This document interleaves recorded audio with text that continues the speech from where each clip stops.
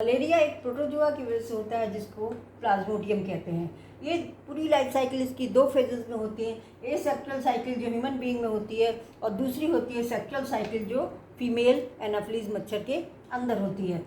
मच्छर जब बाइट करता है तब ये अपनी सलाइवा के थ्रू ब्लड स्ट्रीम में अपनी स्पोरोजोइड स्टेज को एंटर करा देता है और फिर ये ब्लड स्ट्रीम से होते होते लिवर में पहुंचते हैं ह्यूमन बीइंग के, और वहाँ पर ये सेल्स की लिवर सेल के अंदर जाकर अपने डिवीजन से अपनी संख्या बहुत बढ़ा लेते हैं और ये कुछ तो जो बनते हैं ये मीरोजोइड्स ये दूसरे लिवर सेल में जाते हैं और इस तरह से ये अपनी को कई टाइम्स अपने नंबर को बढ़ा लेते हैं। अंत में ये लिवर सेल फट जाती है और जो बाहर आती है स्टेज वो कहलाती है मीरोजोइड्स। ये मीरोजोइड्स अब एंटर करते हैं इरिथ्रोसाइटिक साइकिल मतलब आरबीसी के अंदर, और आरबीसी में फिर ये अपने नंबर को बढ़ाते हैं और जो अंत में स्टेज आएगी इस काफ़ी रिपीटिशन के बाद वो ट्रोफोजोइड्स कहलाती है।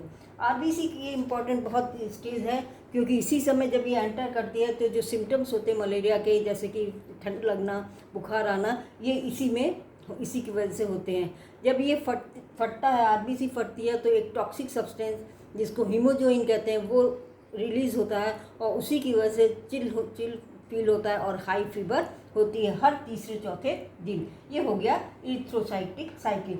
और बाद में फिर इसमें आरबीसी के अंदर ही ये फीमेल गैमेटोसाइट और मेल गैमेटोसाइट बनते हैं जो मॉस्किटो जब बाइट करता है तो फिर ये उसके बॉडी में चले जाते हैं और सेक्सुअल फेज को कंप्लीट करते हैं।